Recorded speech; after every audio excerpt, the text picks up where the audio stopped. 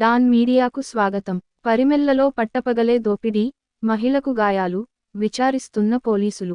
పశ్చిమ గోదావరి జిల్లా పెంటపాడు మండలం పరిమెల్ల గ్రామంలో ఏసీ రిపేర్ చేస్తానని ఇంట్లోకి వచ్చిన దుండగుడు. ఒంటరిగా ఉన్న వృద్ధురాలు పెనుమత్స సూర్యకాంతంను కొట్టి నిర్బంధించి, ఒంటిపై ఉన్న 14 కాసుల బంగారు నగదును తీసుకొని పారిపోయిన వైనం. దుండగుడు 2 రోజుల నుంచి రెక్కీ నిర్వహించి ఈ అగత్యానికి పాల్పడినట్టు బాధితురాలు చెబుతోంది. దుండగుడు అదే గ్రామానికి చెందిన గొల్లి ప్రసాద్గా గుర్తింపు.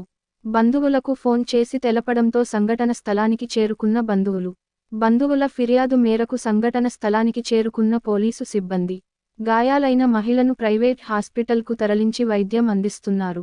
కేసు నమోదు చేసి దర్యాప్తు చేస్తున్నట్లు పెంటపాడు ఎస్ఐ తెలిపారు. విశ్వసనీయ వార్తల సమాహారమే మన డాన్ మీడియా. మరిన్ని వార్తల కోసం మన డాన్ మీడియా ఛానల్ను సబ్స్క్రైబ్ చేయండి. మరికొందరితో చేయించండి. ధన్యవాదములు.